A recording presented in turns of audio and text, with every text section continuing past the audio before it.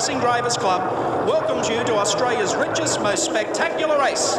Ladies and gentlemen, start your engines!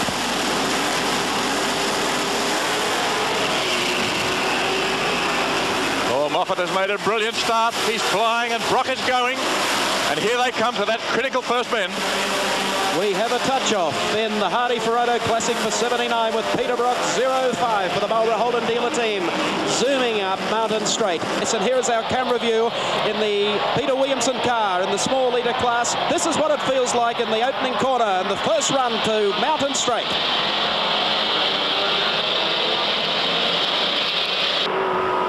Peter Brock, 05, former National Touring Car Champion, leads from Bobby Morris, Alan Moffatt, Alan Grice, Peter Jansen.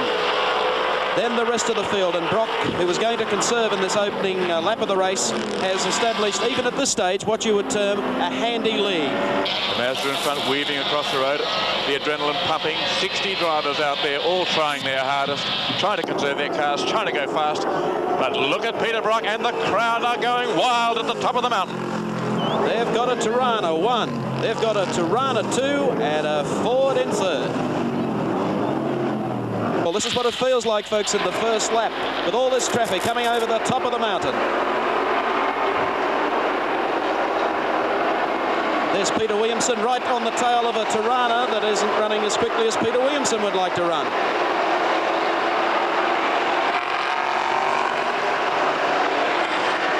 Now, the open spaces. And it's Brock down the bottom of the straight. A fabulous first lap. He's going to go through in a standing start in about 2 minutes, 30 seconds, and that's quick time. Bobby Morris is in second place. Third place is Alan Moffatt, and moving up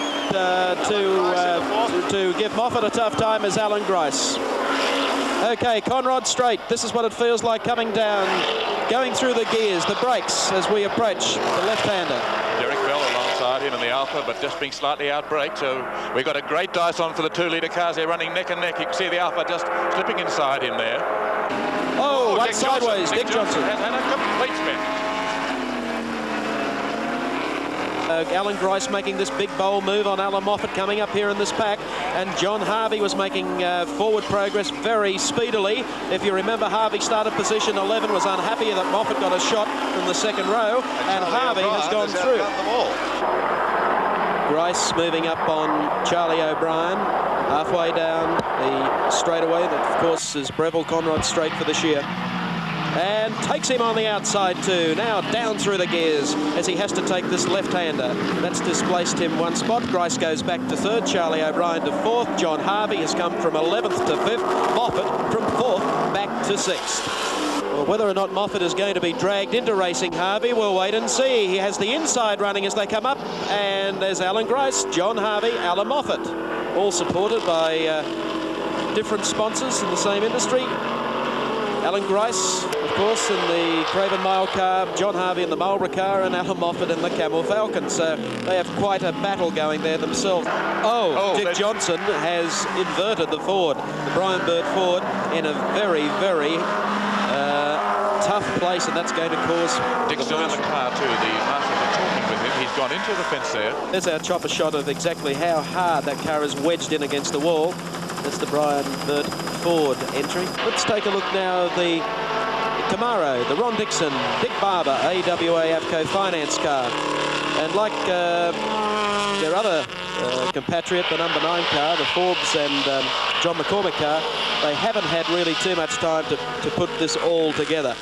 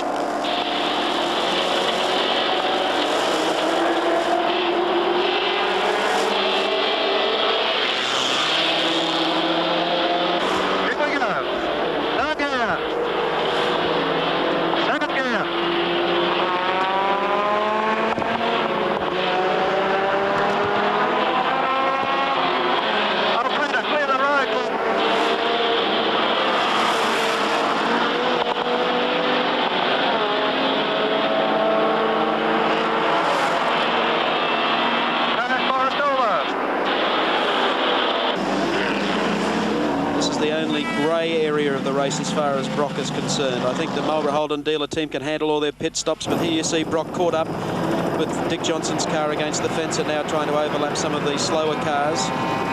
Manages to pull past, I think, the rusty French car, and now coming down the tail of the Ford and another Tirana. On to Conrod straight away, but he's hemmed in, as you can see momentarily. But Peter is not going to take the split. He'll wait till the Tirana moves ahead. Now he'll pull to the left, which he does, and see what sort of gap he can put on the Tirana that he's been trying to overlap. Car number 4, not a good one, Tomo. That's the Colin Bond car, or the Colin Bond driven entry by Thompson Ford. Oh, there's another Ford. The attrition rate is high. Our aerial view from our Colour 7 helicopter over the top of the mountain. Bob Morris, National Touring Car Champion of Australia for 1979. On the front row of the grid, second fastest in practice in the Hardy Frodo qualifying yesterday. Beautiful line out of that corner too, one of the slower cars, and you see the gap he immediately puts on the slower car. So it's critical that the drivers keep watching their mirrors. They know where the faster cars are, and they give the faster drivers at least the fast line through in the turns. Oh, bad luck indeed. This is the Ron Wanless Leo Leonard denmac Ford entry from Queensland. Leo Leonard was to have started and carried out the first driving stint. And I think he might have carried out the last driving stint, but look at that steam, mate. Harvey second.